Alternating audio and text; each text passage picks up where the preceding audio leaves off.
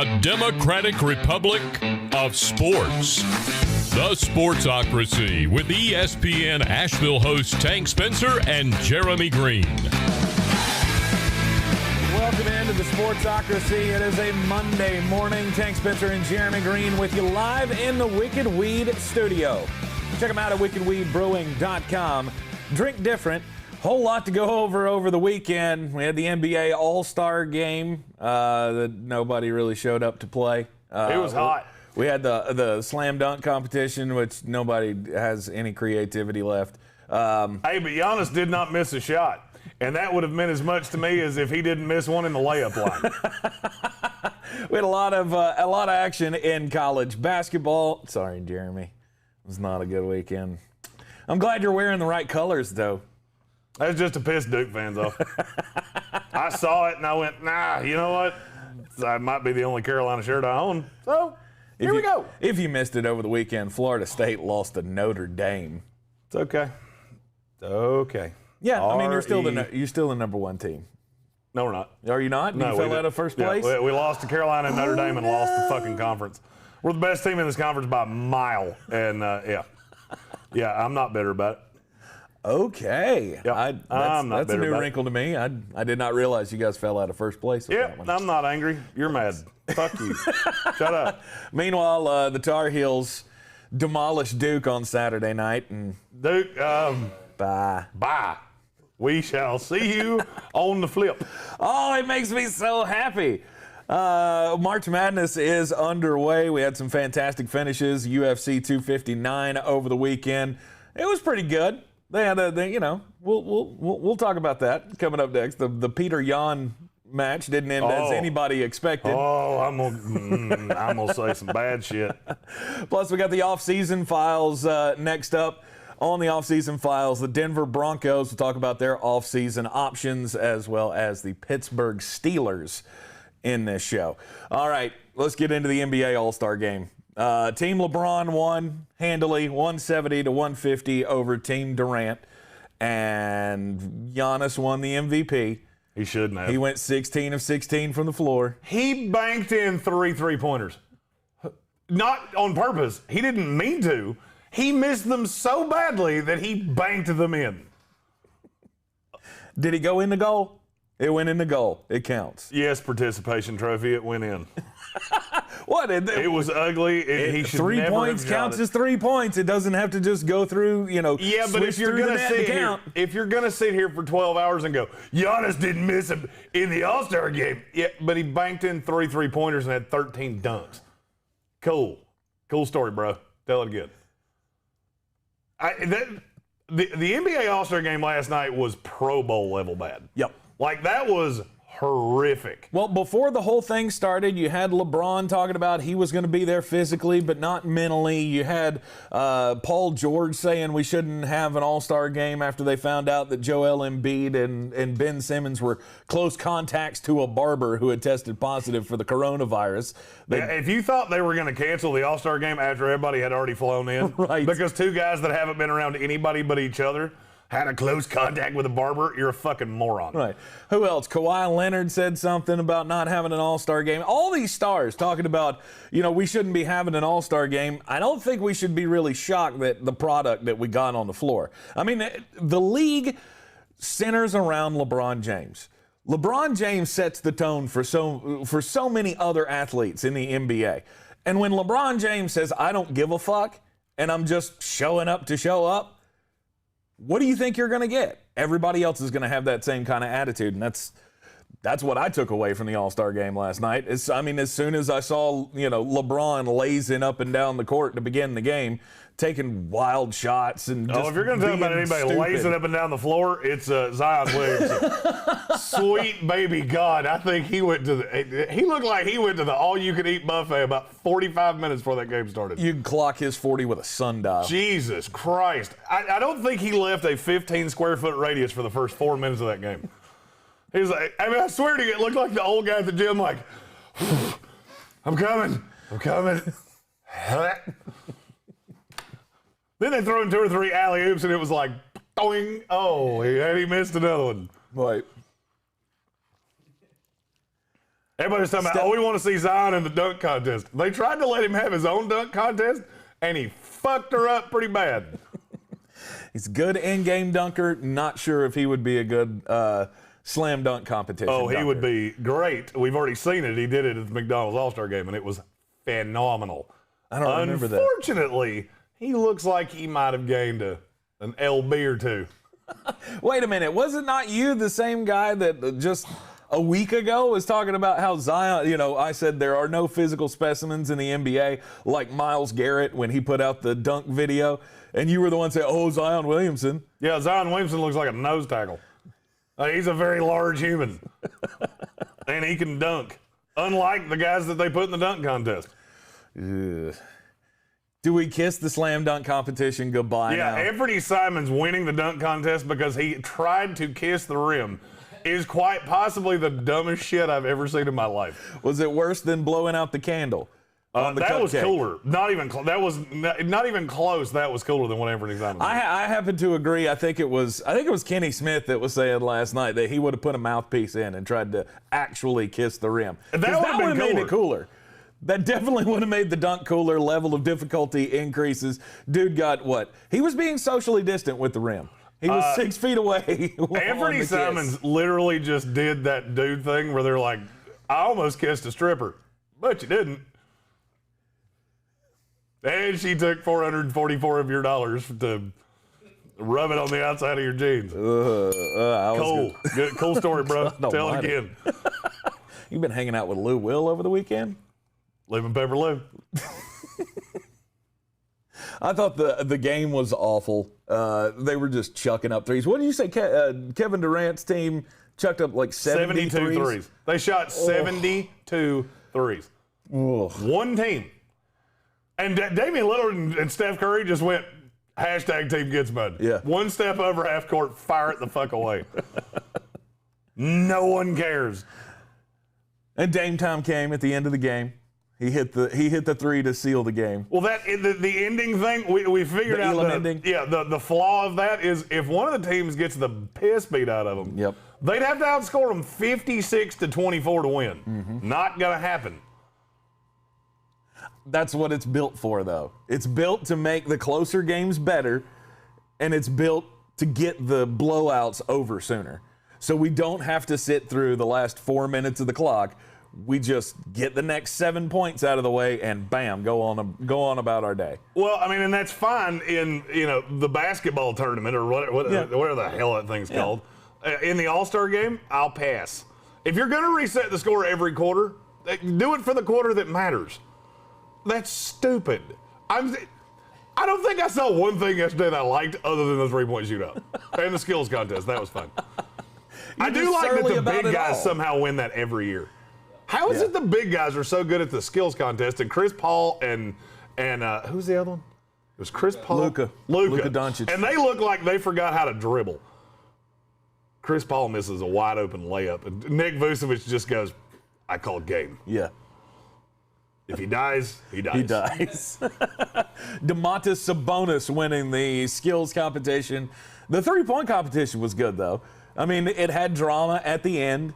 It didn't have, Mike Conley put up a 27. Steph Curry had the money ball left down by 1. You couldn't ask for better drama than that. I like the do ball. I'm a big fan of the do ball. Really? Yes. I wish they had a rack out there.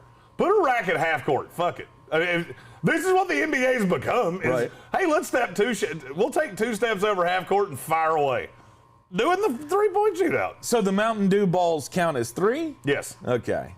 I was trying to figure that out because now that they've fucked with the scoring system, I have no idea what's my level of what's a great round and what's not has been skewed a little bit because they've got the all money ball rack now. Mm-hmm. They've got the 2 3-point shots with the Mountain Dew zones.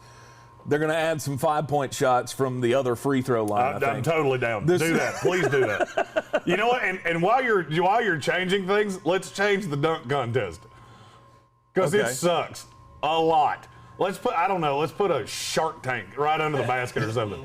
Let's put a live tiger at the inline, and if you can dunk before the tiger mauls you, extra 10 points. Because frankly, I'm really tired of watching Hey, look, bouncy and Yeah. If there's a dunk contest where I can do 3 of the dunks, it wasn't a very good dunk contest. You could do 3 of those dunks? You might have to lower the rim 6 inches. I was going to say, which one of those? The old knees are not quite as good as they used to be. Which 3 are we doing?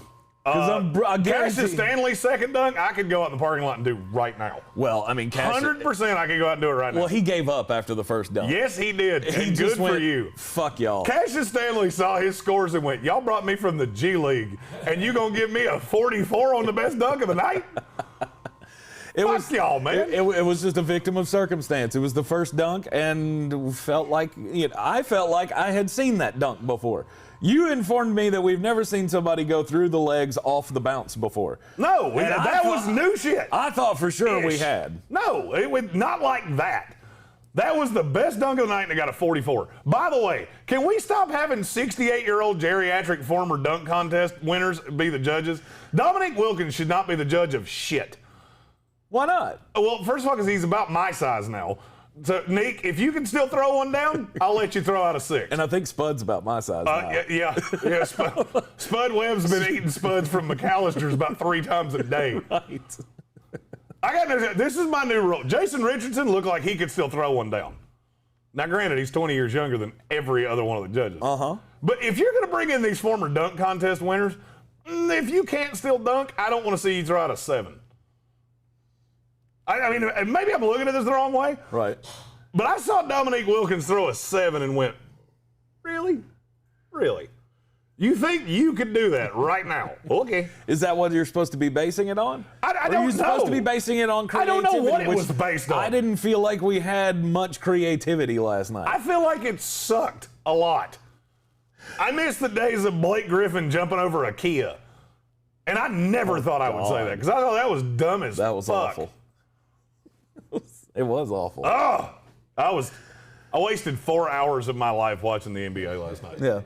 But Aaron Gordon in the dunk contest, when he went underneath both legs, didn't he do that off the bounce? Yeah, and the fact that you screwed him is the reason that he won't do it anymore. Mm-hmm. You have all these great dunkers, and you had Anthony Simons. By the way, the next person I hear call him Anthony Simmons, we're gonna fight because I'm really tired. Like it's spelled exactly. It's pronounced exactly how it's spelled. Yes, it is. I listened to Keyshawn and Jay Williams argue about what his last name was, and I'm yelling at the radio going, "It's Simons!" Right. I will say Obi Toppin bringing out his dad was cool. Yeah, that was cool. That was cool. I thought the dunk was a little weak. Yeah, and if you're going to jump over somebody, you shouldn't have to prop yourself up off their back. Exactly. Oh, by the way. Exactly. I thought it was a nice touch. I thought his first dunk of the night was the best one of the night. I disagree with you. It was Cassius Stanley. When he did the direct bounce between his legs, caught it and dunked it backwards.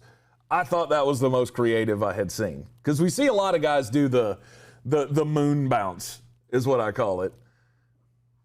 But not a lot of guys do the direct bounce underneath. There's a level of difficulty there that I really appreciated in the Obi Toppin first dunk. But anyway, you know who the end all be all is whether or not Jeremy's right and Cassius Stanley's was the best of the night, or mine was. The first 2 dunks of the night were the best of the night.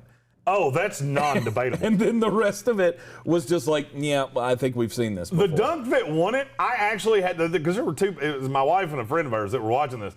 I had to look at them and go, what the hell did he just do? I didn't even think he made it at first because he started looking around doing it. Yeah. Look like a drunk guy trying to smoke a cigarette. Right.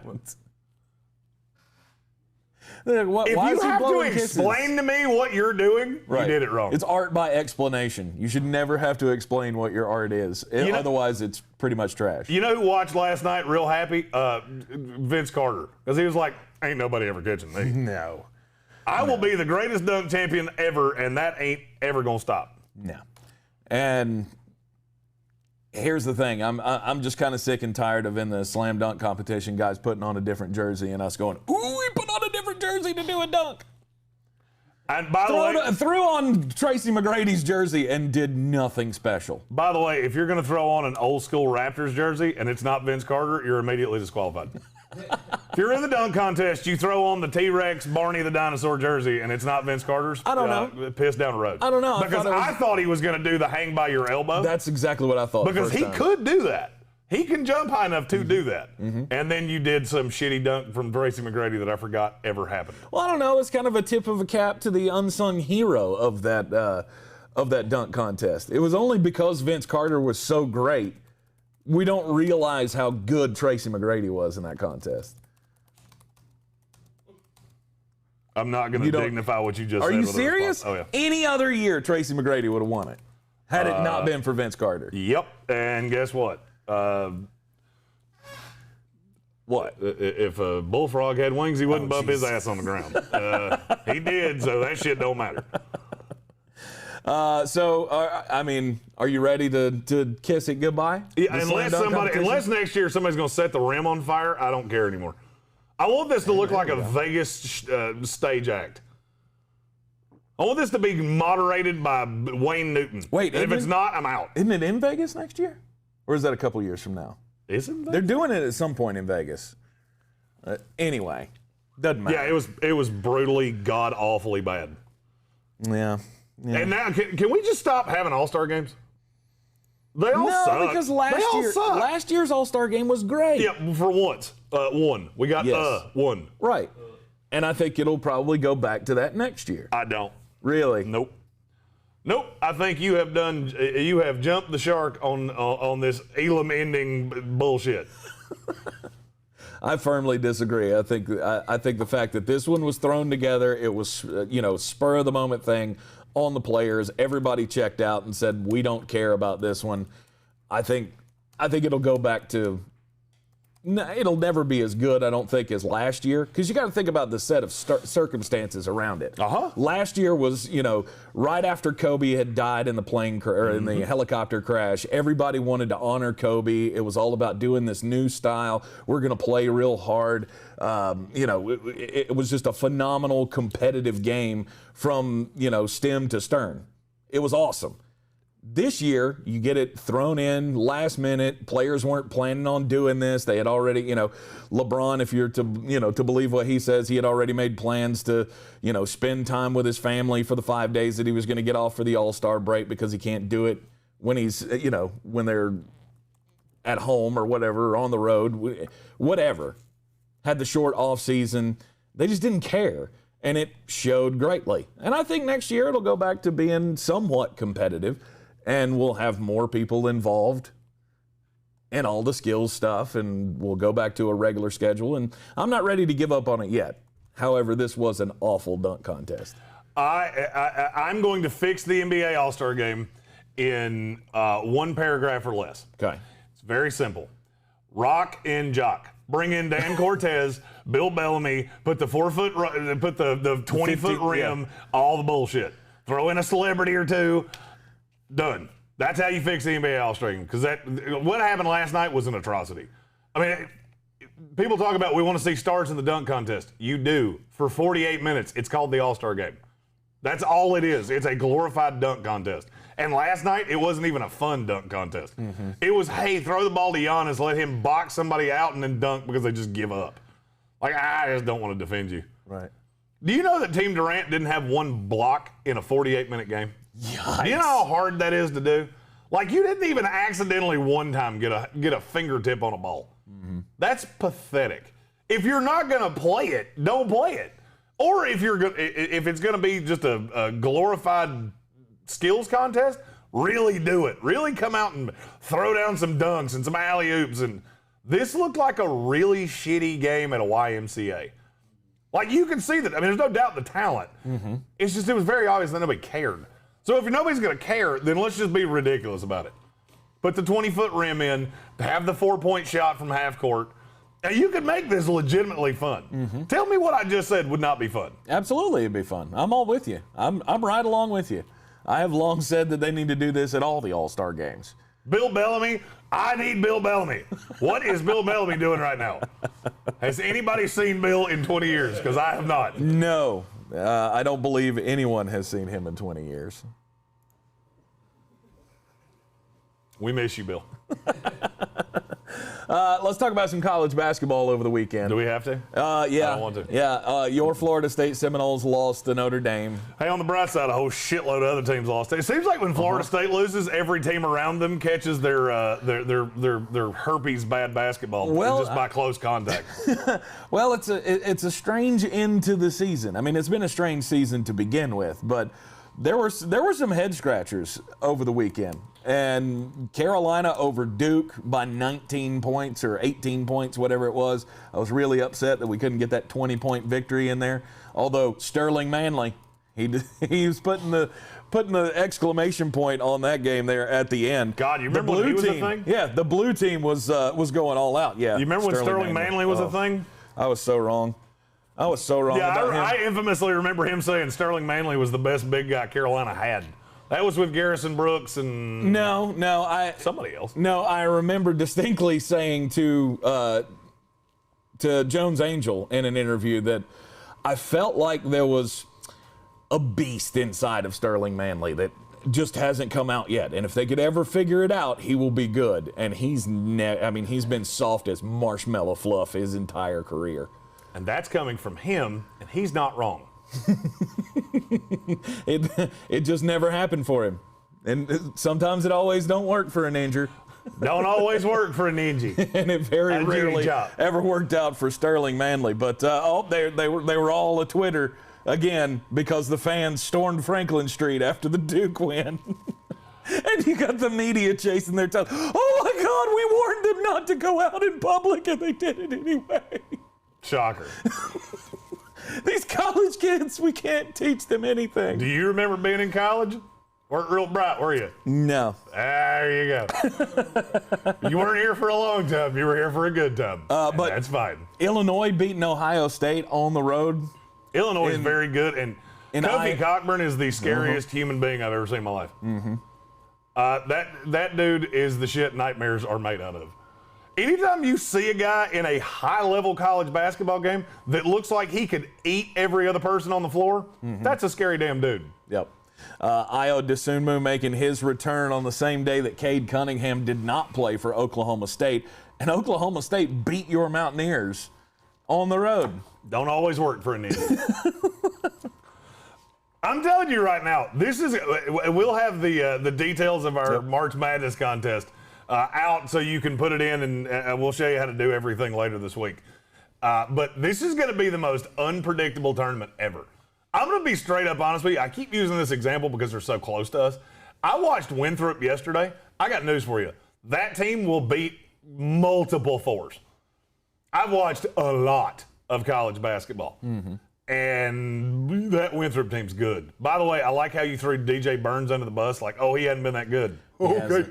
How'd that work out for you? He hadn't been good until the game yesterday. He had 22 points to lead Winthrop over Campbell in the Big South Conference Tournament Championship. I think he heard you. He did.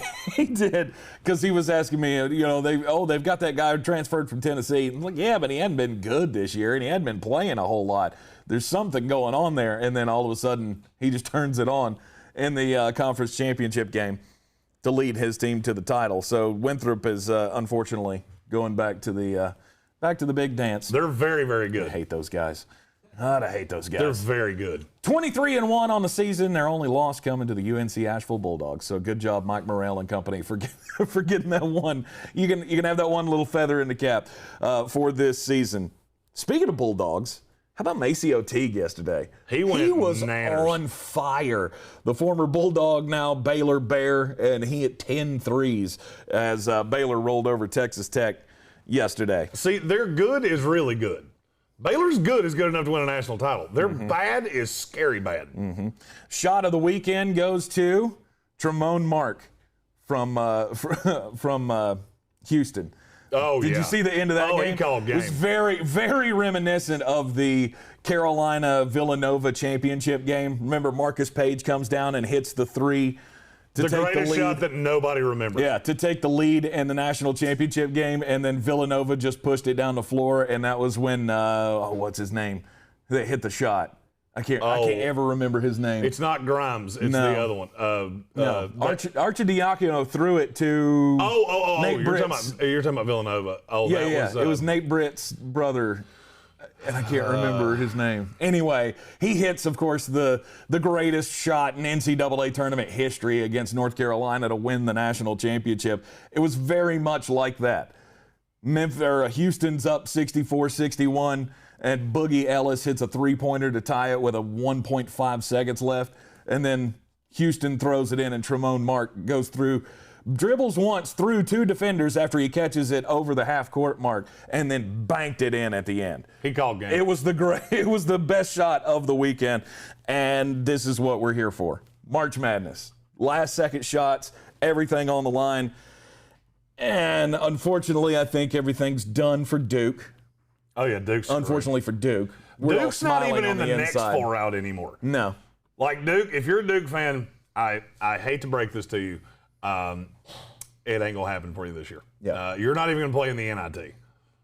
You got to win the ACC tournament to make the and you're not to make the big dance. And you're not going to. and I'm going to be honest with you. I'm going to take my victory lap here. I told you this 4 months ago. Mm-hmm. If Matthew Hurt's the best player on your team, you are screwed. Yeah, screwed. Screwed. Yeah, bad. Good Lord, he is terrible defensively. But Michigan State, they should be in definitely now. They're in. After they beat number 2 Michigan yesterday. Yeah, they're in. They shot, what was it, like 85% from free throw yesterday in that Michigan game, like 18 of 24 or something crazy like that. I think they're definitely in after they're showing this weekend. Your favorite team, Drake. You think they're going to get in? Started from the bottom, now they're here.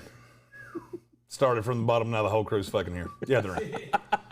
Yeah. They'll get in. Yeah. They'll be the one like mid-major school that gets in. Loyola Chicago is really good. Mm-hmm. And Porter Moser has the biggest head in the universe. I work with him every day. I have never seen a human whose head is so laughably large. They kept showing him on camera. I was like, is that camera like really zoomed in? Why is his body so little and his head so big? I don't know. He looks like a bobblehead of himself. I don't know how to feel about that. I got a big old head. Okay. Wow. Anybody want to tell him? Or I don't feel like my head's too big. I thought we all kind of understood this. I mean, I know it's misshapen and everything when I take my hat off, but I thought we being overly large. I thought we all already knew this. I didn't think I was spicy. This is my breakthrough moment where I realize I've got a melon. Okay, nice. UFC 259. Oh, UFC 259 was fun. My biggest takeaway was baby Khabib. I think he's the real deal. I think he's going to be the next big thing in the lightweight division. Islam Makhachev. He is trained by Khabib Nurmagomedov, and he looks every bit the part of being the dangerous, baddest fighter on the planet. He's very good, but that's not what I want to talk about. No, you want to talk about which Peter side Yan. of this. Oh, you want me to start with Peter Yan? Because I'm going to say bad words. All right, here's my parental advisory. I'm going to say bad words a lot. If the official's going to let the opponent lay on the ground in the fetal position, don't be shocked when they go Cobra Kai and go, finish him! Which is exactly what he did. I don't know that I've ever seen anybody get hit that hard in my life. Uh-huh. And I was a beer or two in watching this, and I saw it and went, whew. He just killed him. He just killed him on TV. I saw him get murdered on television. And then about 2 to 3 seconds after it happened, I went, uh-oh, I don't like how this is going to go. Yeah. Alexander said it in the comments. He was stalling. You're 100% right because he didn't know where he was. Mm-hmm. And if the official is supposed to separate that. If you're not doing anything, and it's to keep this from happening. And let me make a sweeping declaration.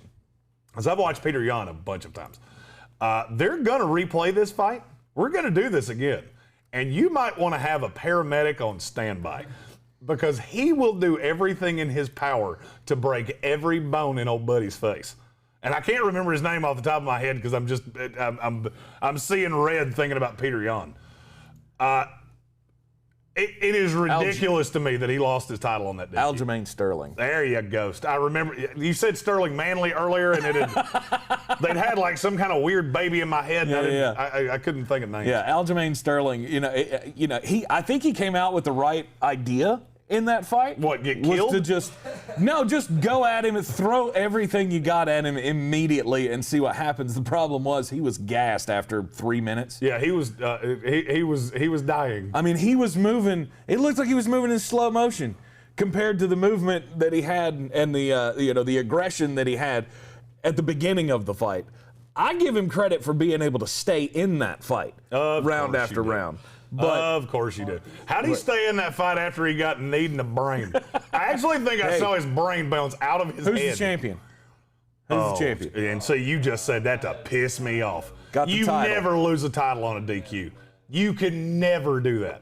And I hope they give Peter Yan. Peter Yan said, I'll take this fight on a month's notice. Yep. I'll fight it in 4 weeks if that's what you want to do. Yep. And I'm here for it. Let's do it again. There's no doubt who was going to win that fight, and he will again. And I agree with the sentiment. That is a shitty way to be able to win a title. But if the champ is gonna, be blatant, if he's gonna be blatantly illegal. He wasn't blatantly illegal. He was trying to time it. Everyone disagrees with you. Well, everybody can fuck down the road. He was trying to time him because he had lifted his knee up off the mat twice. And so long as that knee was up, that was not illegal. Right. And he thought he was going to time him and knock his brain into the fourth row. And he damn did. He did. He did do that. Yeah. Unfortunately, he didn't quite do it the right way. I was shocked that it took so long for them to stop the fight. Because you knew he wasn't getting back up. Well, yeah, because he had been practically decapitated by a flying knee to the forehead. Right. I mean, that would be like... We all knew how it was going to end. I just think it took way too long for them to go, can you stand up? He tries to stand up. He tries to sit up, and he can't even do it. And they're like, wait. We'll give you another 30 seconds and then see. No, the first time you do that, you're done. Like, the fight's over. Stop this thing. Yeah, that's because he was legally dead for about 10 seconds. You remember those old this is your brain on drugs? Right. Just take out those words and this is your brain after Peter Yan knees through your head. Aljamain Sterling not wanting to take the belt, he threw it back in the ring after they put it on him. It was almost like he was so out of it he didn't even know what was going on. And then Peter Yan standing there with his fist up. Peter Yan standing there with his fist up, like, yeah, I won this fight. Yeah, until you've, screwed yourself. Yeah, and if you're going to call it a DQ, that's fine. The title should not switch hands on that. Right. That's bullshit. Right. And this will be the first fight in Aljamain Sterling's short-lived reign as champion. Yeah, it's going to last one fight. Right. And you might want to have your final will and testament done before you get in that cage because it ain't going to go your way. My friend. You called Israel Adesanya losing in his attempt to be a two-weight champion. Are you not entertained? Yeah, I called it because he showed up to the weigh-in with a box of pizza. I told him as soon as I saw it, yep, I'm going to have Jan Blachowicz and I'm going to like it a lot. Mm-hmm. And he just imposed his will on him. This is what happens in the fight game. There are very few people that are allowed to be real cocky. Because there's not a lot of difference between these guys. Blachowicz just imposed his will. Yep. This is the third time we've had a fighter show up for a light heavyweight title fight at under 201. They're 0-3. And two of them got murdered. And the judges actually thought this was more convincing than I did. I even gave Adesanya a round and I had him split one. Other than that, it was imposed your will. Mm-hmm. But I'm not going to lie. I heard the cards, and I went, son of a bitch, they're going to give this to Adesanya. I'd had several Wicked Weed beers by this time. I was going to say, I thought it was pretty clear how that fight was going to end up. As did I. Okay. But, Adesanya was still the golden boy. He cost himself so much money, and I'm here for it. If you're going to be that cocky, you get what you get. Yeah. You show up that light knowing full well how much weight on that big-ass frame he was going to be able to add between the weigh-in and the fight, and then he just laid on him. Here for it. And I think it adds a lot of credibility to Jan Blachowicz. Right. who's one of my favorite fighters because he vaguely looks like me. Now he looks like a real in-shape version of me without a wild Yeti beard. Now, you know me, I'm new to the fight game, just started paying attention to this since you and I started doing this show together. What is the deal with being, so you can weigh in at 205 2 days before the fight, and then nothing matters after that. And then you can just add 20 pounds at the end. Once you weigh in, nothing else matters. They will not weigh you again. Yeah. You can sit and eat sticks of butter in your hotel room if you want to. I mean, yeah, and you do. You carbo load from the time you weigh in until the time you get in the cage. Right. So, I mean, Jan Blachowicz was probably eating. He probably asked Israel Adesanya, "Hey, bro, where'd you get that pizza? It looks pretty good." Right. Because I'm gonna eat 4 of them and I'm gonna beat your ass. But I was kind of confused when I was sitting at home watching that fight, going, he looks huge. How is he 205? And then I heard Joe Rogan say he's probably walking in at 220 right now, and I went, how in the fuck is that legal? Yeah, as How soon can you as have 15 pounds between the weigh-in and the fight? As soon as you weigh in, you don't have to weigh in again. You have to make weight at the weigh-in. Yeah. And now, depending on where you're fighting, UFC they do weigh-ins a day or 2 ahead of time. Right. If you fight in lower level shit, they might do it right before the fight because that's more fair. But in UFC, they want something to put on ESPN and shit like that. Yeah. So, yeah. You can do whatever you want to. Just to put a pin in UFC 259, is there anyone who can challenge the Lioness Amanda Nunes? No. No. No, she's what Ronda Rousey wants to claim she once was. Yes.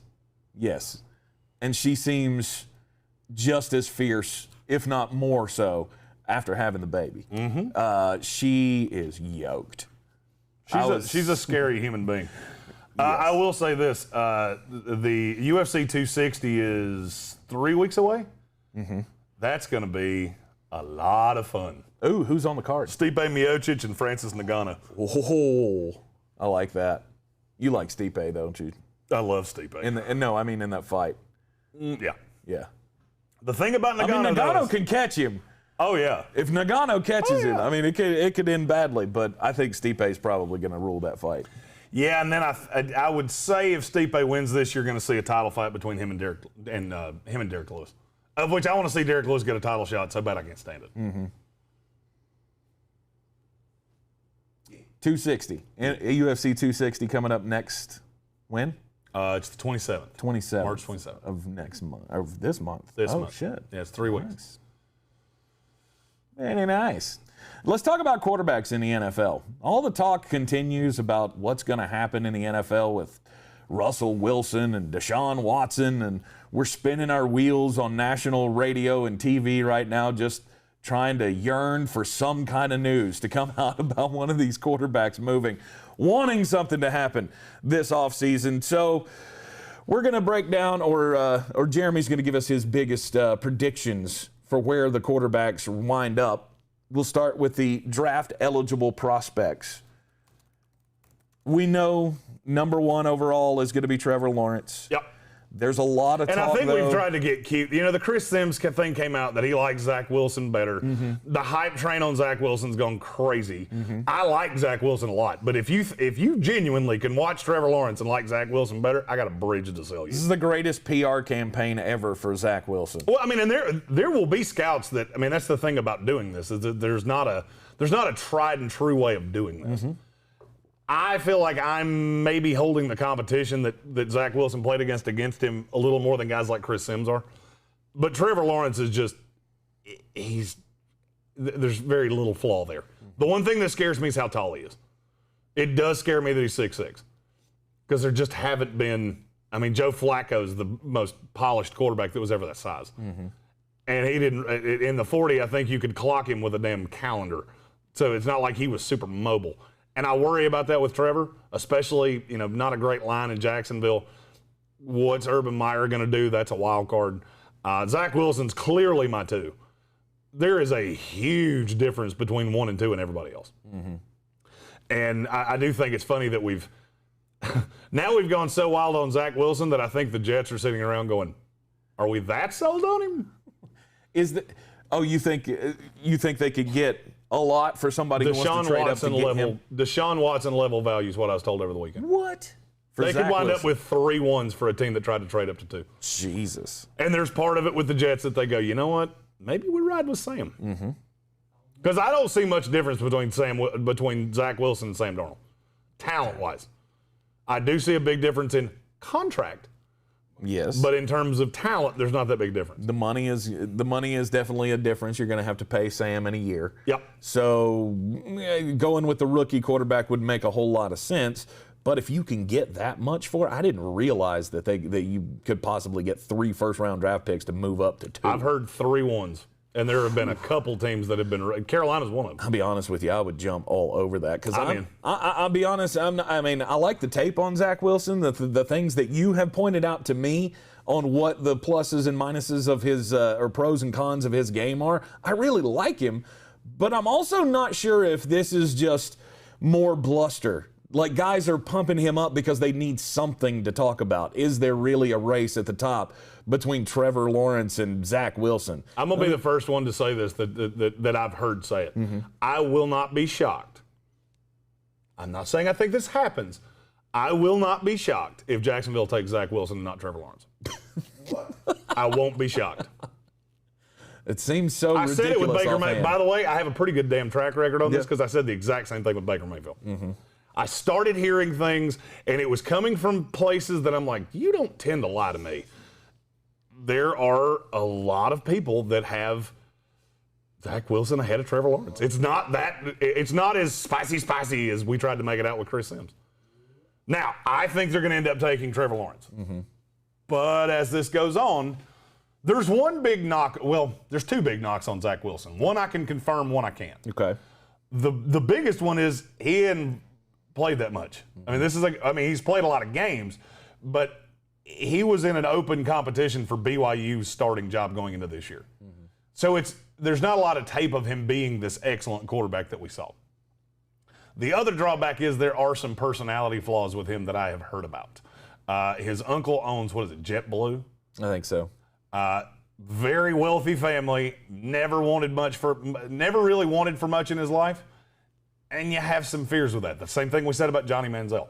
I'm not saying that I believe that. I'm putting the information out there. You do with it what you want to. It seems ridiculous to me offhand to think that anybody would take Zach Wilson over Trevor Lawrence. Maybe it's a possibility. I find it very hard to believe because Trevor Lawrence, again, is a can't-miss prospect. There's no such thing as a can't-miss prospect. I hate that term with every fiber of my soul. There is no such fucking thing as a can't-miss prospect. Mel Kiper just put out his list close as anybody has ever been. I disagree with you. Really? Yeah. At the quarterback really position? Not. Here's the thing you got to remember. He's had unbelievable talent around him his entire career. True. I'm telling you, don't use generational. I'll give you a generational talent because he is. He's not can't miss. That does not exist. Mel Kiper just put out his list of top 10 highest graded quarterbacks he's ever had. 3 of them were busts from hell. Yes, they were. And he's better at this than any of us are. Ryan Leaf was on that list. Andre Ware. Who was the other one? Let's see. Drew Bledsoe was in the top 8. I wouldn't consider him a bust, though. No, he wasn't. Okay. No, I'll tell you, of mine, the 5 highest rated quarterbacks I've ever had were Luck, which was very early in me doing this. That's the highest one I've ever had. Trevor Lawrence has jump roped with Andrew Luck. Of every time I grade him, he lands on one side and then goes to the other side. Darnold was in my top 5. Josh Allen was in my top 5. And who am I forgetting? I'm forgetting one, and I can't think of who it is. I'll think of it in a minute. Sam Darnold. Jameis Winston. But you got to remember, I didn't have Peyton Manning, and I'm not that old. Right. So those are the 5 highest rated quarterbacks I've ever had. And really think about what I just said. I'm pretty good at this. I've hit on 2. Wait and see on another. One was a bust from hell. Well, I think 70% is pretty good for old Mel. Mel's very good at his highest ranked quarterbacks, I think there were 3 out of the 10 were busts. Yeah. And the rest of them were Peyton Manning, John Elway. Yeah. The thing that you need to become very comfortable of in this class is Mac Jones is 3. He is.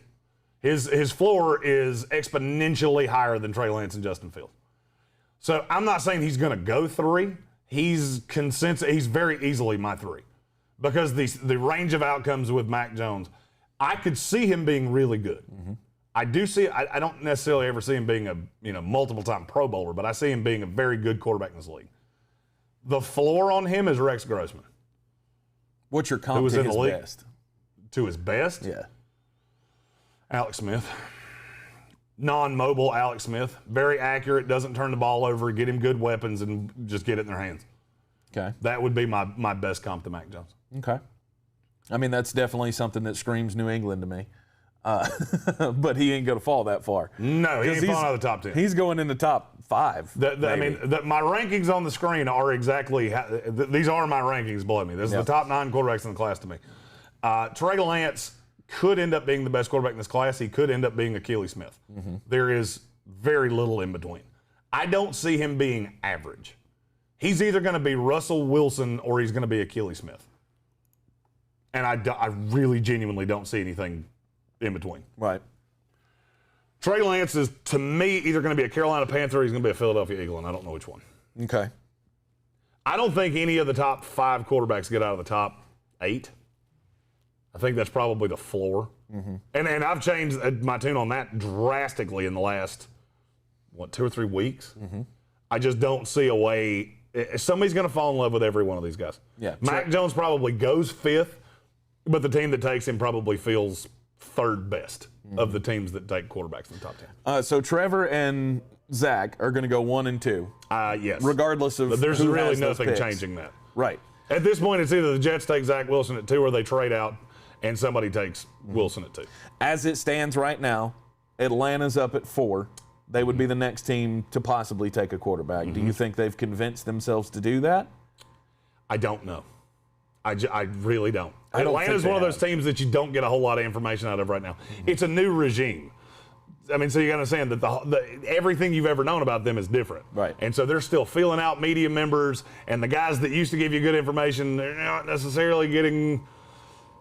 There's a very wide range of outcomes with Atlanta. Mm-hmm. And the thing about them that I think is the reason you're seeing so many mock drafters. By the way, I'm doing a mock draft Thursday. Okay. So my mock draft will be out on this show Thursday. And the thing about it is, I think a lot of mock drafters get to a point with Atlanta where they don't know who to give them. Micah Parsons made all the sense in the world. Well, he's fallen like a rock. So you can't do that. They're not going to take Jamar Chase or Devontae Smith. I won't be stunned if they take Penny Sewell, by the way. Just spitballing here. I won't be shocked. To try to get the most out of Matt Ryan while they're still stuck with him. Mm-hmm. That would make sense. Beef up that offensive line, try to do something. There you go. You got, a guy who's going to be there forever. The last time they did that was Jake Matthews. I think it was the last time they took a tackle in the top 5 or top 10 of the draft. And I think that worked out pretty well. Mm-hmm.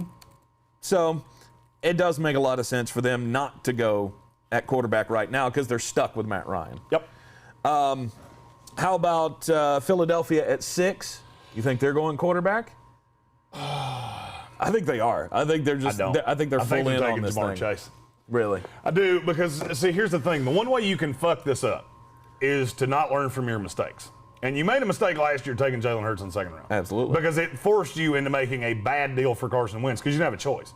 Those two could not come back together. So you're telling me you're going to line up and do that again? Bullshit. I don't buy it. Mm-hmm. I don't buy it, and I've never bought it. There is another team in the top 8 that I think will take a quarterback, and it's the Detroit Lions. There's so much smoke there that there's at least a little bit of fire to it. Whether they do it or not, I don't know. But I will tell you, they're doing more homework on this class than any team in the top 8. And they should. Or do you think they should go with the plan and tank and get number 1 next year? I think that if I'm Detroit, I'm taking the best receiver that's still on that board when I pick. Mm-hmm. Whether that's Kyle Pitts, Jalen Waddle, Devontae Smith, or Jamar Chase. Whoever my highest rated pass catcher is, that's who I'm taking. Mm-hmm. And I'm going to hope I can get something out of Jared Goff. And if I don't, next year I'll take Sam Howell and move on. Tell Jared Goff to Pound sand. Because they will be in a position to do that next year. They can get out of that deal for cheap next year. The Carolina Panthers at 8. Are you still stuck on Trey Lance's? I think that's his drop dead spot. Yeah. Trey Lance's floor is 8 to Carolina, I think. Because you can put him behind Teddy. You can give him a year to develop. I think Joe Brady's going to get real 6 to midnight when he looks at Trey Lance's high end in his offense. And I think it could be tremendous. But it's going to take some time. I would say Carolina's probably going to take a quarterback in the top 8. Who takes Mac Jones? That's the question. I don't know. Okay. Because if Mac Jones is there at 8 not and Atlanta, you say I can he's tell you that 3, much. if Mac Jones is there at 8 and you say he's 3, then it would be perfect scenario for Matt Rule, who apparently fell in love with the kid at the Senior He Bowl. did. So I could very well see that being the path forward for Carolina, but it's going to be a big roll of the dice on whether or not that guy's going to be there or not. Yep. Because you got so much movement that can happen in this thing. There are going to be teams that are going to consider trading back. There are going to be teams that are just looking at, what happens? What happens if Jacksonville does the unthinkable and takes Zach Wilson 1? Then that number 2 pick that the New York Jets have, if they haven't traded it by that point, I can tell you right now, Zach Wilson $1 billion. And I'll tell you right now, the louder that gets, the less likely it is the Jets trade out of 2. If there's any possible way for them to get Trevor Lawrence, they're going to sit there. And if they have to make a decision on the clock, they have to make a decision on the clock. But, I mean, if people tell me I'm crazy about Zach Wilson going 1, you're not talking to the same people I am. Zach Wilson's stock right now is higher than Trevor Lawrence's. It could all be hype. We're a long way away from the draft. Is it because he's not coming off a surgery? What is that? Because I don't understand. There are some how people he's that jumped in. There are some people that watch the tape on Trevor Lawrence and they see some mechanical hiccups that they don't know you're ever going to be able to fix because he's so long, his arms are so long. They just don't know that they'll ever be able to fix that. I am not one of those. I watch Trevor Lawrence and I see a fucking machine. I see 6'6" John Elway is what I see. So I'm not saying that's what they should do. I'm saying there is a lot of smoke coming out of Jacksonville that they're looking at the two of them equitably. You've got Justin Fields at 5 on your prospects rankings here. Secret time, I wanted to have him 6, but I couldn't physically do it. To put him behind Kyle Trask? I like Kyle Trask better. I'll just go ahead and tell you. Straight up, I like him better. Yeah. Kyle Trask makes good throws into tight windows. Justin Fields doesn't. I mean, he and I have sat here and watched tape, and I've gone, this is what I don't like about Justin Fields. And I'm going to do some of that between now and the draft. There are throws that he has made that make me really nervous. His good is great. His bad is terrible. And in all the years I've been doing this, I've yet to have a quarterback that I've used that line about that has gotten a second contract in the NFL. Yeah. His footwork sucks. His technique is not great. It is. Sometimes there is no technique. His footwork's lazy. That's what bothers me. Yeah, but it's a lot of, I guess they use the term backyard football, of just he throws off the back leg, off balance all the time. And you'll never be accurate doing that. Right. You can throw into Big Ten windows when you're playing against Rutgers that way. You can't do that in the NFL. You'll throw 30 interceptions a year. The last quarterback I said had lazy feet was Jameis Winston. Case in point. 30 interceptions in a year. Exactly. So let's do the predictions. Let's run down the list here. Trevor Lawrence goes. Jacksonville, 1. Zach Wilson goes. Jets, 2. Mac Jones is 3. 8 to Carolina. 8 to Carolina. Ooh, that'd be good. Number 4, Trey Lance. I've got Justin Fields going to the Atlanta Falcons at 4. Trey Lance at 7 to the Detroit Lions. Okay. That's the 8 in the top. I can't factor in trades. I'm before free agency starts. I'm just throwing shit down a well. Right. And I'll be honest with you, if I'm the Lions, there is nothing I can see in a quarterback that makes me go, yeah, I'm going to take one, because I know I'm going to suck. And I have the opportunity. Sam Howell next year, I can't believe I'm going to say this, but I am. He might be the highest rated quarterback I've ever had. He may pass Trevor Lawrence and Andrew Luck, and he may leave them in the dust. Yeah. And that's coming from a guy that's 6'2" at best. So I'm not taking a quarterback.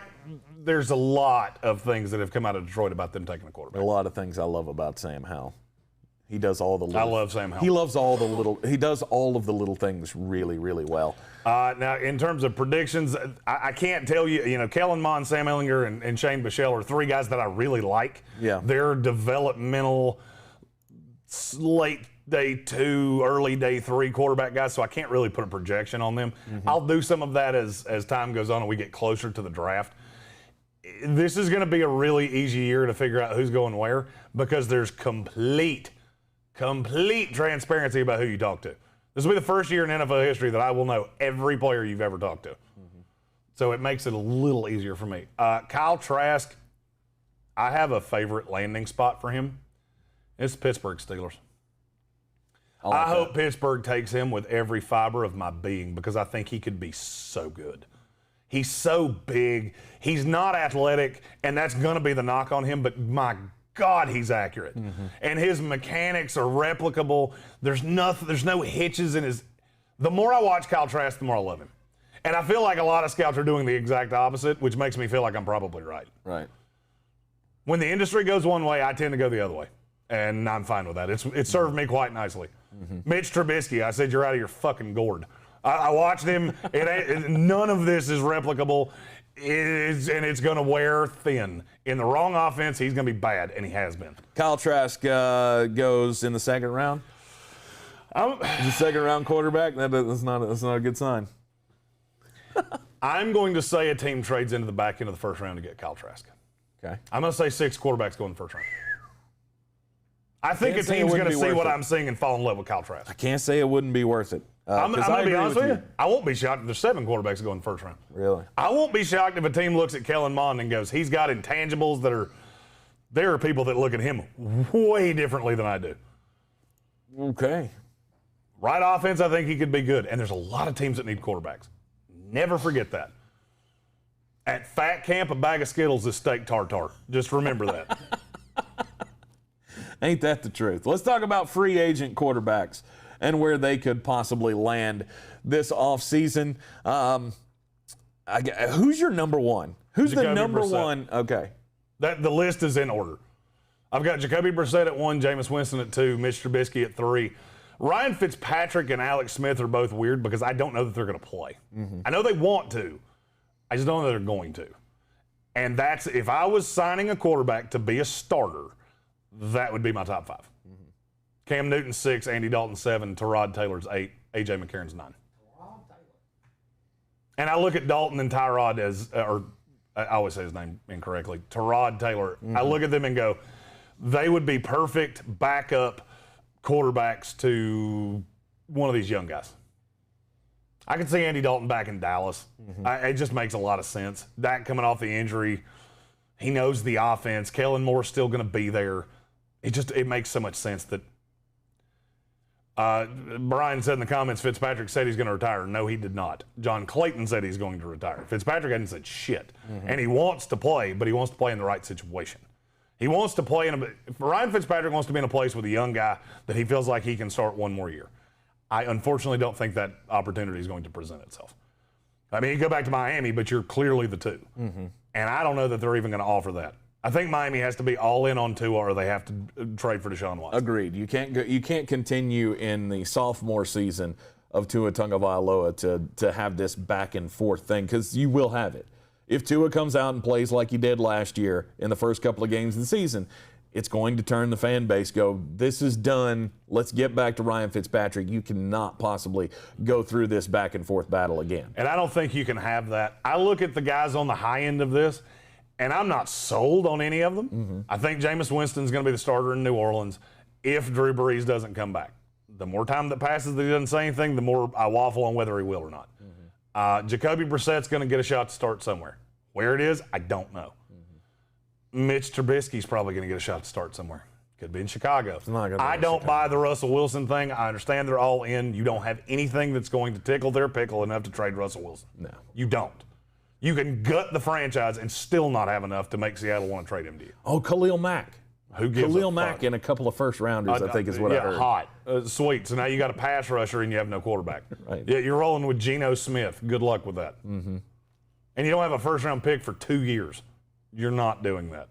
This Russell Wilson thing has been talked about ad nauseum, and it is comically stupid to me. It would be one thing if they could just be bad. They can't. They have great young talent, whether it's DK Metcalf, Tyler Lockett, and Chris Carson if they bring him back. They have young guys on the defense. This is a team that wants to win Super Bowls. They're not trading Russell Wilson to the Chicago Bears or the Dallas Cowboys. It's not happening. Stop talking about it. Alex Sanders says it makes him sad that A.J. McCarron was never anything more than a backup. Well, you might get a shot this year because he might be the starting quarterback of the Houston Texans. Because he might be the best they can do. Just depends on how the Deshaun Watson thing goes. Right. Oh, my goodness. All right, so Jacoby Brissett, you don't know where he goes. Jameis Winston. If I had to take a guess, okay, I wouldn't be shocked if he wound up in New England. Everybody's talking about Jimmy Garoppolo. That shit's not happening. Stop talking about shit that's not happening. I understand Bill wants Jimmy Garoppolo. Do you know what it would cost? Because I can tell you what it would cost. The 15th pick in the draft. San Francisco's not coming off him for anything less than that.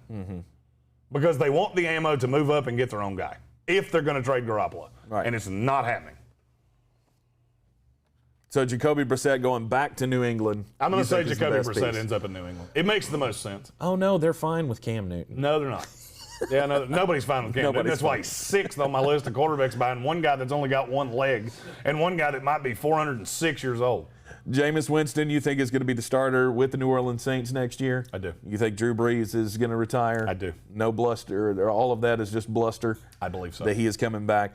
Mitch Trubisky, I don't think he's got a shot of coming back in Chicago. I think they've already seen what they can do with him, and they're not happy. Yep, you're wrong, but more power to you. Okay. If they can't trade for Russell Wilson, they will re-sign Mitch Trubisky. It is the best shot they have to win next year. You don't think good is better than Nick Foles, and it's not close. And they're not in a position to draft a young guy. And this is a team that has to win next year. But if the Bears don't win this year, Ryan Pace and Matt Nagy are looking for jobs. So it's not going to be, try it out with Mac Jones or some shit like that. That's not going to happen. No. This is a team that has a lot of urgency.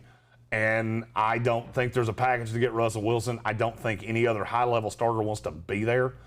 I'm going to say Trubisky to the Bears. You think Alex Smith would turn it down if they called? I don't think they would call Alex Smith. Really? I've said that was overrated the entire time. Okay. All right, so you're telling me that you have a year where you have to win or lose your job. You have no weapons, you have no money, and you're going to call a quarterback who literally almost lost a leg 2 years ago. Do you see how stupid that sounds when I say it out loud? Yeah, when you say it that way. Yeah, and I've said it the whole time. It's a stupid idea. This is what people in the media do. Oh, Alex Smith played for Matt Nagy. Yep, completely different scenario. I would say it's more, am I saying Alex Smith's not going to be in Chicago? Nope. I could see him bringing in Trubisky and Alex Smith. And Alex Smith is the insurance policy. He is not going to be the starter. So they're just going to eat that $20 million in Nick Foles and they can get out of the Nick Foles deals for virtually nothing. Can they really? Okay. Give me a minute. I'll tell you what the number is. All right. To me, I think Alex Smith does make a lot of sense when you look at it. However, I also agree that that's going to be a situation that he's going to look at and go, how am I going to be successful here? I mean, David Montgomery had, 3 good games at the end of the season running the football for the Chicago Bears, but you're going to lose Allen Robinson. I got nobody to throw to. It doesn't make sense for this to be the last chapter of Alex Smith. I think you would want to look for an opportunity to go somewhere and be more competitive. I realize that Chicago was a playoff team this past year, but I don't know that they're not contenders. They're not going to be going deep into the playoffs. If it happens next year that they make the playoffs, it's going to be the same type of scenario. Post-Gene wanted a $7.7 million dead cap hit on Nick Foles. It's not ideal, but it's not a killer. I think he could be back. To me, it's going to be some combination of Mitch Trubisky and Nick Foles, and there's not any other options. You don't have any money. It's not like you're real attractive. I can't figure out why Russell Wilson put it out that he wanted to be there in the first damn place. But, not my call. I'm still trying to figure out the connection there. Who was he throwing a bone to by saying he wanted to go to Chicago? Nobody. He was being legitimate. He was putting out a feeler that he wants out of Seattle. Don't think it's going to happen.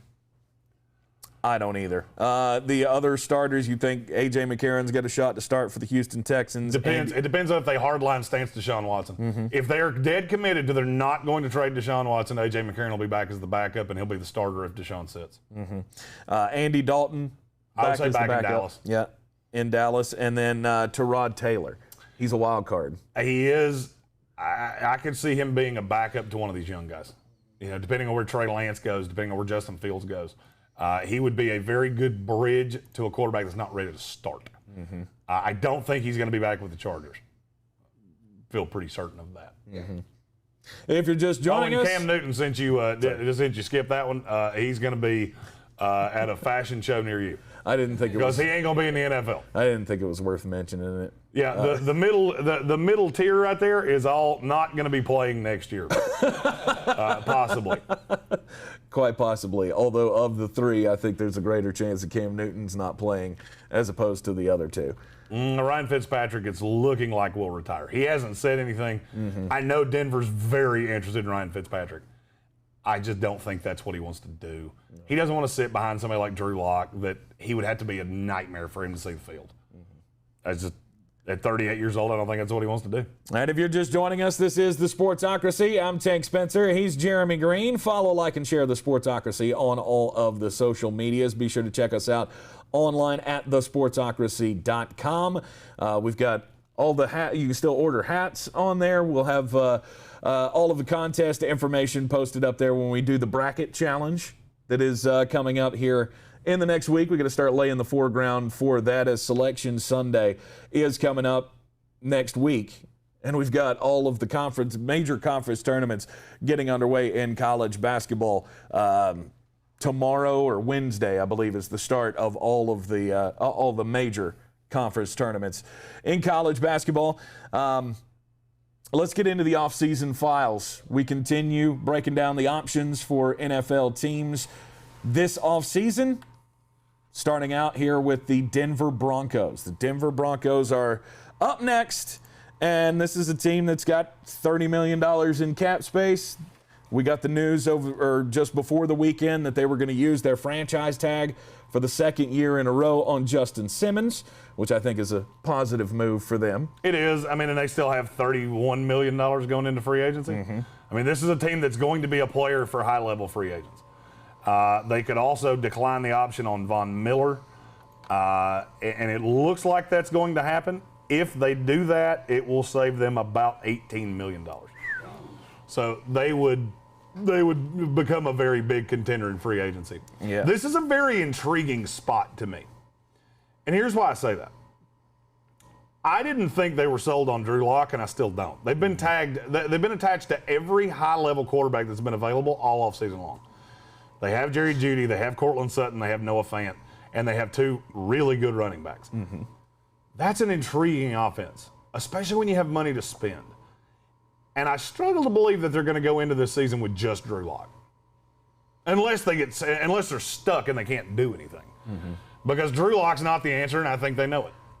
This is a team that's been all in on Deshaun Watson for as long as I can remember. They just don't have anything that Houston wants. Right. You pick at 9. Cool. We can't get a quarterback there. So you don't have what I want. We don't want Drew Lock. So I've never seen a path to them getting Deshaun Watson. I have seen a path to them getting Kirk Cousins. And I'm still not dead convinced that that's not going to be the case. Everybody's saying the right things at the moment or as far as it goes in Minnesota, with the new GM there saying that he's good with Kirk Cousins going into next year. Drew Lock, we know, is not the solution long term for Denver. I don't believe he is, and I don't think they believe he is. Nope. But I also feel like you're in a position where you just roll with it and give it one more try. This is not a roll with it team, though. This team's too talented to be a roll with it team. Now, defensively, you're obviously going to have some turnover. You're going to lose Jarrell Casey. Von Miller most likely is not going to be back. I struggle to believe this team's going to try to rebuild. It has too many pieces. So this is one of my dark horse teams that could do something that you're not expecting. they go get a Jimmy Garoppolo or they go get somebody like that. Wouldn't shock me in the least. I actually really like this team. I'm curious as to what they're going to pursue. What are you? I'll tell you one that has been stuck in my head for a really long time. Matthew Judon. I was just thinking the same thing. There's something about that seems like Matthew Judon is he's the new shiny toy. And he would come cheaper than Von Miller, and he's younger than Von Miller, and he doesn't have the injury history of Von Miller. Because the Broncos are one of those teams that randomly come out of the woodwork for a high-level free agent every once in a while. And I could say Melvin Gordon, perfect example. Nobody had talked about the Denver Broncos with Melvin Gordon. And then one day, breaking news, Melvin Gordon signed with the Denver Broncos. Because this is an intriguing team. And they're going to do... I think they're going to do everything in their power to have a quarterback not named Drew Lock starting on this team next year. Matthew Judon matching up with Bradley Chubb could be one of the best pass rushes in the league. Now, Von Miller and Bradley Chubb were very feared, but we didn't get to see that much this past season. So, they'll be major players, and I didn't realize they could save $18 million on Von Miller. Yep.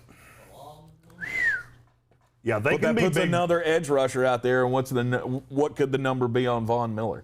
I think it's in that 12 to 15 range coming off a knee injury like that. You know, J.J. Watt got $15 million a year.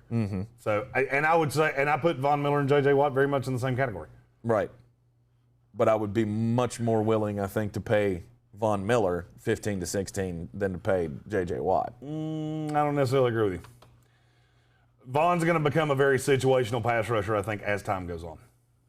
Not because he's bad necessarily against the run, just as time wears on, you have to conserve your snaps. Yeah, absolutely. As guys age, your role has to change. You have to evolve with the NFL, and that seems to be the path for aging pass rushers, which is really weird for me to say about Von Miller. Makes you feel old as hell, doesn't it? He's 31 years old, and I don't feel like that should be possible. But this is a team that just really wants to have a different quarterback, and that's the hardest part of doing the offseason on them, is because I think it starts and ends with the quarterback, and I don't know who that's going to be. You're not going to be in a position to draft one, I don't think, and I don't think that they want to. I think they want a high-level veteran quarterback. Just a question of which rabbit can you pull out of the hat. Garoppolo's always made sense to me because the receivers are so good. And that's what you need. You need a guy that's not going to turn the ball over.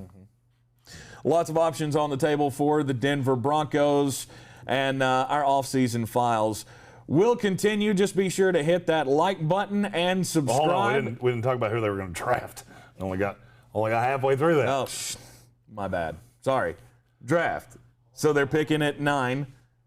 This is the drop dead spot, in my opinion, for Patrick Surtain. I don't think there's a way he gets past Denver. They need a corner. Obviously, the A.J. Bouye experiment did not work out. Chris Harris has gone to the Chargers. They need that guy. And Vic Fangio's defense is predicated on having that guy. That was one of the problems they had last year. It's one of the reasons they couldn't close out games, because they didn't have a soul they could trust. Caleb Farley, it's another guy that I could see winding up with Denver. I like him. I think he's going to get dinged for opting out. And Patrick Surtain is clearly the number one in this class to me. And I think his drop dead is Denver. I don't think he gets any further than that. I've heard him to the Giants. I've heard him to the Cowboys.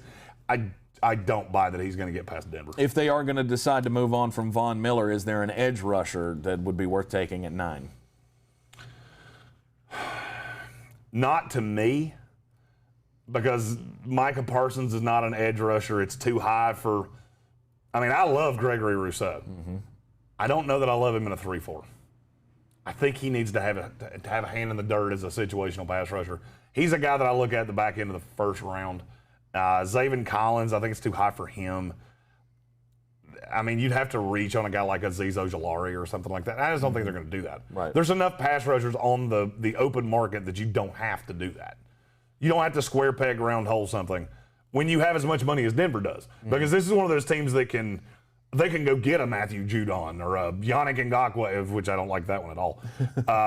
But just whatever you need to put on the other side of Bradley Chubb to kind of mitigate the fact that, yes, you're good with Justin Simmons, but the secondary is probably going to be young, and you need that second pass rusher. Mm-hmm.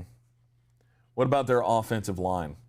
Could they use a guy at 9 to bolster the offensive line? I don't think that's a big enough need. They've got a lot of draft capital wrapped up in guys like Garrett Bowles. And I don't think that's going to happen. Could they take a guy? I mean, I had Elijah Vera Tucker to them at one point. I've backed off that now. I think he's going to go a little further down than that. I look at this as in the first round, it's going to be a corner. I would say they're going to try to get an edge guy at some point if they don't sign one. I'll tell you another guy, and this one's a little weird because it's weird to at 9, take a guy this high. I could see if, say, Surtain's off the board, I could see him taking Micah Parsons. I don't love Micah Parsons not in the 4-3, but I could see a path with Vic Fangio that he could be a very good piece. Their linebackers are not as bad as everybody says there. I like, what's his name? It's going to come to me. They have one linebacker I really like, and I can't think of his name. Josie Jewell? Alexander Johnson. Alexander Johnson. Okay. There it is. I can't believe I forgot that. There was one of my favorite Florida State players of all time was named Alexander Johnson, basketball player. Don't know who that is. He was drafted by the Indiana Pacers, and I think played about as many minutes in the NBA as I did. I was going to say, if it's not Charlie Ward, Bob Sura, Sam Cassell, or Mfiondu Kabengele, I don't know who. Alex Sanders said in the comments, somebody magically calls Andrew Luck out of the hat. Don't underestimate the chances of that happening. I don't necessarily think it's going to. I can tell you those calls are going to happen. I'd love to see it. He's too talented for nobody to call. And now Indy is not a landing spot. And he may just stay retired, but don't be shocked if a team makes the call. And Denver is the team that screams at me would make that call. I'd love to see him get another try or give it another try in the NFL. We'll just have to wait and see. All right. Like and subscribe the Sportsocracy on YouTube and check out the playlist. We've got all of the Offseason Files scrolling along. I'm Tank Spencer. He's Jeremy Greene. Let's move on to the next team in the Offseason Files. Offseason options now for the Pittsburgh Steelers. Pittsburgh Steelers are going to bring back Ben Roethlisberger. They've decided that they've saved what, $14 million, $15 million, something like that on his contract. Try to explain that for us. How that's all going to work. How they saved money on Ben Roethlisberger. They kicked the can down the road. They basically extended him. Basically, the deal he signed was a 5-year extension with 4 voidable years that void on the first day of the league year next year. So he's still getting paid. I mean, he gave back some money, don't get me wrong, but they've lessened his cap number by extending it and kicking the can down the road. So they will have some dead money next year when he retires, and he will. This is the last year for Ben. But that has changed my view on their offseason just a little bit because now you've saved some money. You know you're going to be bad as soon as Ben's gone. You don't have there is no other quarterback on this roster. Mason Rudolph's a disaster. I love the idea of them taking Kyle Trask as a safety net for Ben. The bad part is I think they're taking him back in the first round, and they have holes. I see a path Bud Dupree comes back. I don't know how they're going to do it. Yeah. I have absolutely no idea how they're going to pull That's this off. a lot of gymnastics to make that money work. Well, and here's the thing. It's a lot of gymnastics to do, but you know definitively you're going to have a dead cap number on Ben next year. You know you're not going to be particularly good. So you could go all in, kick these cans down the road, restructure the deals on these big cap numbers, and just know that next year you're going to have to swallow the frog, and you're not going to be good.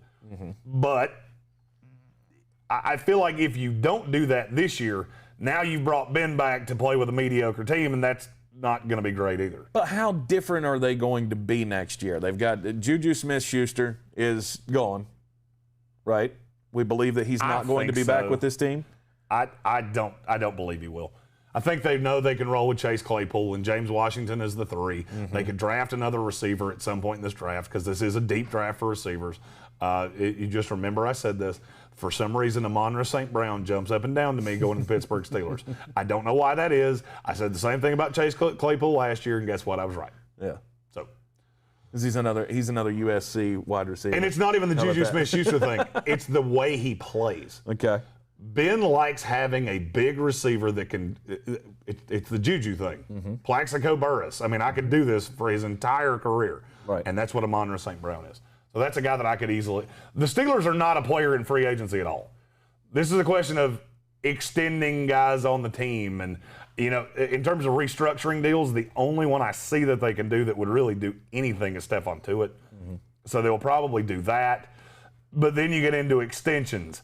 You know, could you extend David DeCastro? Could you extend, you know, TJ Watt just to move the money? No, you're not going to be good, and try to move the money to bring back a Dupree, to bring back an Ali Villanueva on a team-friendly deal, because I think he would do that. He's one of those guys that always struck me as I can't see him playing anywhere else. Right. So I could easily see a path that you see Villanueva back and you see Bud Dupree back. Juju, I think, is gone no matter what. I would agree with that. My question about the running back position, who's it going to be? They're going to draft one. They're going to draft a running back? And his name is Najee Harris, most likely, because he fits Pittsburgh so well that I can't see a way it doesn't happen. Well, they would have to use that 24th pick to get him in the first round. So by the way, there's no more the quarterback, the Kyle Trask at quarterback scenario. If you look at the consensus of every mock draft that's in the top 100 of visited websites on online, there's no pick that's more consensus other than Trevor Lawrence than that Najee Harris is going to go 24 to the Pittsburgh Steelers. I'm not making that up either. There are places you can find these things. They compile all of our mocks and go, hey, look, that's what happened. It's Najee. Yeah. And I love the idea of that. I think that there is a path to Pittsburgh being competitive longer than I've thrown dirt on them to an extent. And I agree. And that's an error in judgment. I agree. It is an error in judgment on your part, because I've been thinking about this since we talked about it, a few days ago, that Ben Roethlisberger, to me, I don't think he's done. I really don't believe so. I mean, I'm afraid health's going to make sure he's done. I'm afraid that at his size and at all of the things that have happened, I'm not sure that he can hold up for a full year. Maybe, but you can't rely on a guy who just had elbow surgery to throw the ball 600 times in a season. And that's the problem. It is the problem. But the way this team's built, this is not a run-first team. It's never going to be. I don't give a damn if you take a running back in the first round. Yeah. You're still going to have Ben throwing 40 times a game. That's how this team's built. That's not going to stop. Right. I mean, when you're this far up against the cap, now we want to completely change the way our offense is run. Good luck with that. It's not going to work. So, I mean, Ben's going to be what Ben is. And I think they can build enough of a team knowing full well that when Ben's done, we're going to suck for a year or two. I think they can put a run together. I don't think they're a Super Bowl contender. I don't think there's anything that will make them a Super Bowl contender. Do I think they can be a 10-6 team that's competitive and make the playoffs? I do see a path to that, yes. I think that's probably the most likely scenario because I trust this franchise. I trust the Pittsburgh Steelers to put a competitive product on the field. The bad thing for Pittsburgh, and the reason that everybody has Najee Harris going to them at the end of the first round, they have the worst aligned needs for where they're picking of any team I see in the NFL. Because they need another corner. You're going to really struggle to get one of those back in the first round. There's only a handful in this draft that I really like. The rest of them are scheme-dependent fits. Okay. I don't see one there for Pittsburgh at the end of the first round. They need some help at tackle.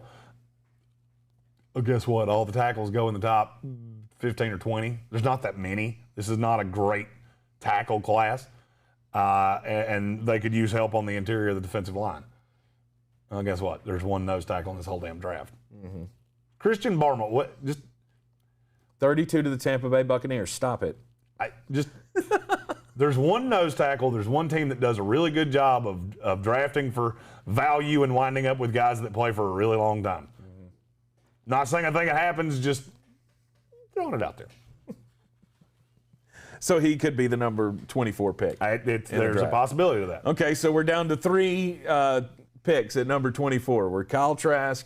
We're at I don't think they're Barmore. taking Kyle Trask at 24.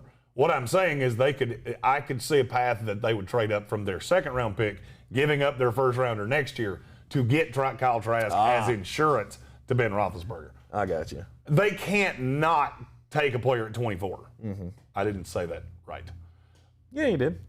It sounded funny.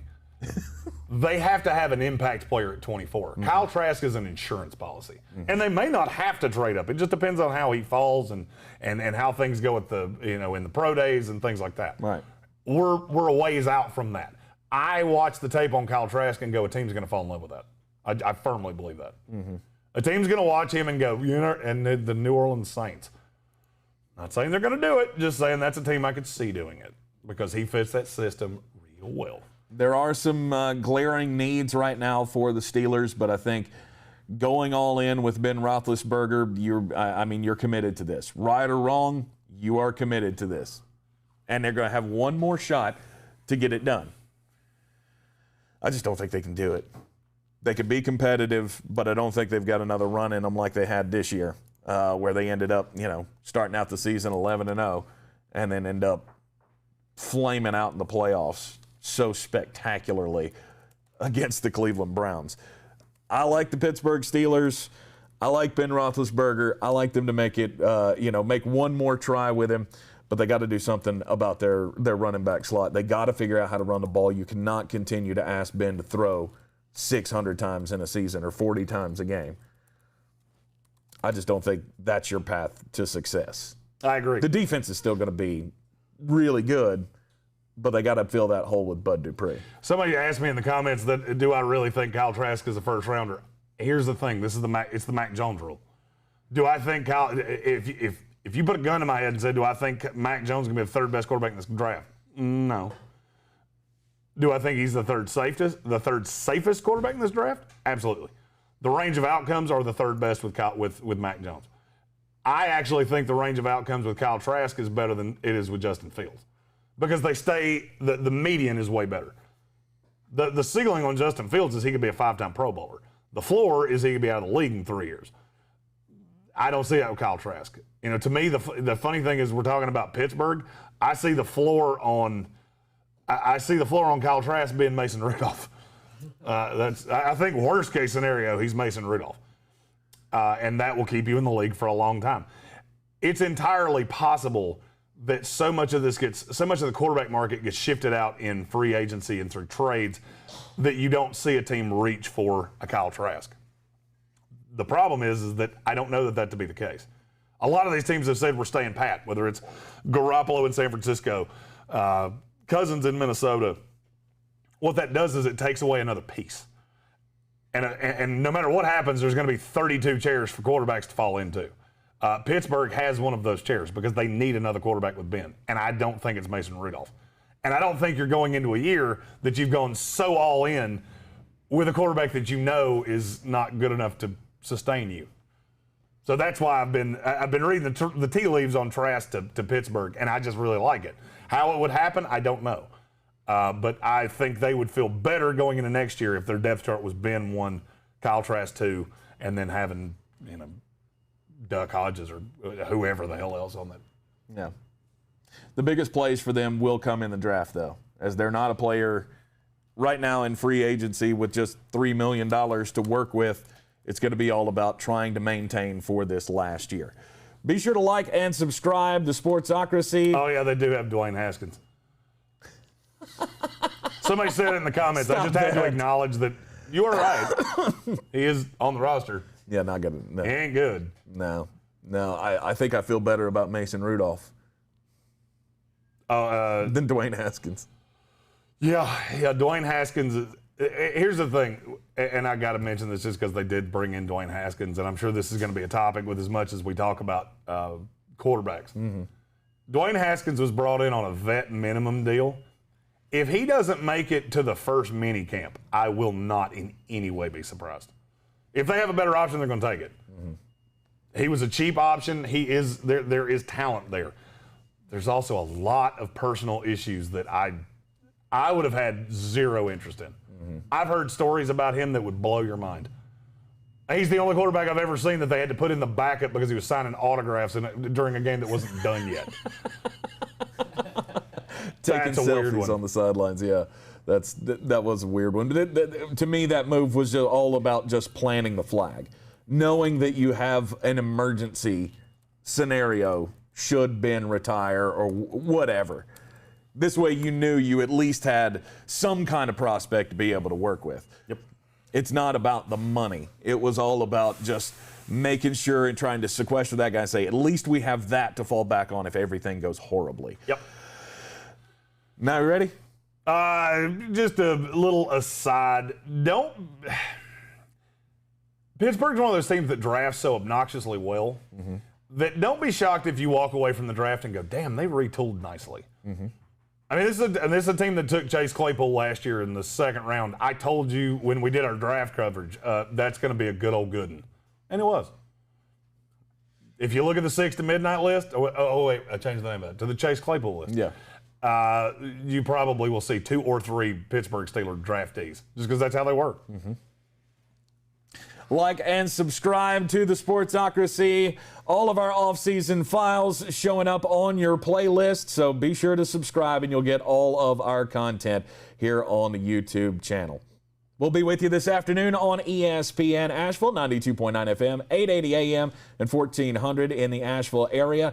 And, of course, you can take us everywhere you go or get us anywhere in the country or the world, in fact, on the iHeartRadio app, live 3 to 5 every weekday afternoon. We will talk all about the college basketball, the NBA, and anything else that comes out throughout the day. We haven't talked about Blake Griffin. Blake Griffin getting a contract with the Brooklyn Nets. That's because he's a guy that made the NBA, made it as an all-star in the NBA because he was such a good dunker, and now he can't run. And now he can't. Oh, cool. A guy that had no three-point shot coming out, it is now a three-point reliant stretch four. Cool. Cool story, bro. Tell it again. He goes to join the Brooklyn Nets, so we'll talk about good deal, bad deal there, as well as anything else that comes up. Just hit us up in the comments or shoot us something on social media. At SportsTank ESPN is my handle. His is at Greene ESPN. We'll be with you this afternoon on the radio side, back here tomorrow morning at 9 a.m. in the Sportsocracy in the Wicked Weed studio. WickedWeedBrewing.com. Drink different. We'll see you this afternoon.